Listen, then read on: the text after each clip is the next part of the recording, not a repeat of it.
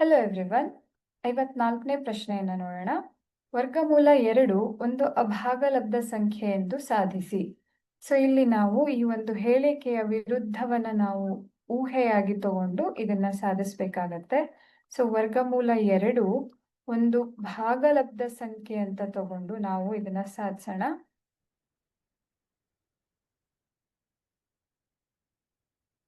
ಭಾಗಲಬ್ಧ ಸಂಖ್ಯೆ ಅಂದ್ಮೇಲೆ ನಾವು ಇದನ್ನ p/q ರೂಪದಲ್ಲಿ ಬರಿಬಹುದು. p qಗಳು ಪೂರ್ಣಾಂಕಗಳಾಗಿರ್ಬೇಕು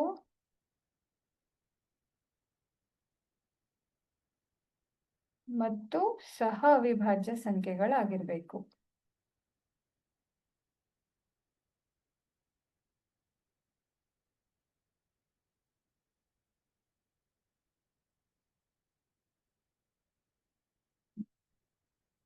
ಸೊ ಇಲ್ಲಿ ಈ ಒಂದು ಸಮೀಕರಣದ ವರ್ಗವನ್ನ ನಾವು ತಗೊಂಡಾಗ, ಎರಡು ಭಾಗದಲ್ಲಿ ನಾವು ವರ್ಗವನ್ನ ತಗೊಂಡಾಗ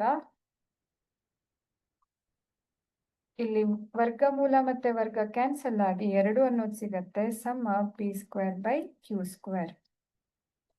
ಸೊ ಇದನ್ನ ನಾವು ಮತ್ತೆ p²ಗೆ ಬರ್ಕೊಂಡಾಗ 2q²ಗೆ ಸಮ ಅನ್ನೋದು ನಮ್ಗೆ ಇಲ್ಲಿ ಗೊತ್ತಾಗತ್ತೆ. ಆದ್ರಿಂದ ನಾವಿಲ್ಲಿ ಏನಂತ ಅರ್ಥ ಮಾಡ್ಕೊಳ್ಬಹುದು ಮಕ್ಳೇ, ಈ 2 p² ಅನ್ನ ಭಾಗಿಸ್ತಾ ಇದೆ ಅನ್ನೋದನ್ನ ನಾವಿಲ್ಲಿ ಅರ್ಥ ಮಾಡ್ಕೊಳ್ಬಹುದು.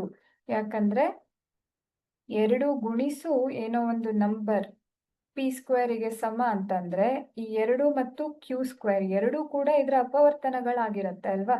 ಹಾಗಾಗಿ ಅಪವರ್ತನ ಅಂದ್ರೆ ಇದನ್ನ ಭಾಗಿಸೋದಿಕ್ಕೆ ಸಾಧ್ಯ ಇದೆ ಅನ್ನೋದು ನಮ್ಗಿಲ್ಲಿ ಗೊತ್ತಾಗತ್ತೆ. ಸೊ 2 p² ಅನ್ನು ಭಾಗಿಸಬಹುದು. p² ಅನ್ನ ಭಾಗಿಸತ್ತೆ ಅಂತ ಆದ್ರೆ ಇದು p ಅನ್ನು ಕೂಡ ಭಾಗಿಸತ್ತೆ ಅಂತ ಆಯ್ತು. ಆದ್ದರಿಂದ 2 p ಅನ್ನು ಕೂಡ ಭಾಗಿಸಬಹುದು.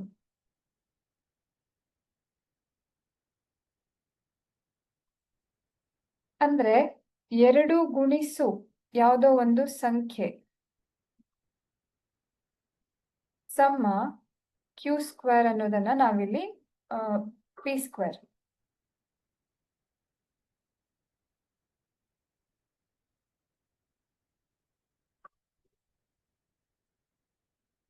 ಅನ್ನೋದನ್ನ ನಾವಿಲ್ಲಿ ನೋಡಬಹುದು. ಆದ್ರಿಂದ 2 ಗುಣಿಸು ಆ ಸಂಖ್ಯೆಯನ್ನ a ಅಂತ ತಗೊಂಡ್ರೆ ಸಮ p ಅನ್ನೋದು ನಮ್ಗಿಲ್ಲಿ ಗೊತ್ತಾಗತ್ತೆ. ಹೌದಾ? ಸೊ ಈ ಒಂದು ಸಮೀಕರಣವನ್ನ ನಾವಿಲ್ಲಿ p ಜಾಗದಲ್ಲಿ ನಾವು ಇದನ್ನ ಆದೇಶಿಸಿದಾಗ p² ಬದಲಿಗೆ ನಾವು 2a ವರ್ಗ ಅಂತ ತಗೊಳ್ಬಹುದು. ಆಗ ಏನಾಗತ್ತೆ, 2q² ಸಮ ಅಂತ ಆಗತ್ತೆ. 4a² ಸಮ 2q². ನಾವು ಮತ್ತೆ ಈ ಒಂದು ಸಮೀಕರಣವನ್ನ q² ಬರ್ಕೊಂಡ್ರೆ ಸಮ 2a² ಅನ್ನೋದನ್ನ ನಾವಿಲ್ಲಿ ನೋಡಬಹುದು. ಅದರ ಅರ್ಥ ಈ q² ಇದು ಕೂಡ 2ರಿಂದ ಭಾಗ ಆಗತ್ತೆ ಅನ್ನೋದನ್ನ ನಾವಿಲ್ಲಿ ನೋಡಬಹುದು ಅಲ್ವಾ.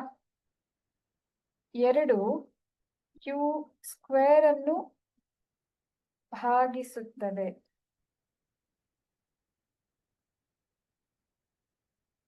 ಅಂದ್ರೆ ಈ 2 q ಅನ್ನು ಕೂಡ ಭಾಗಿಸುತ್ತದೆ.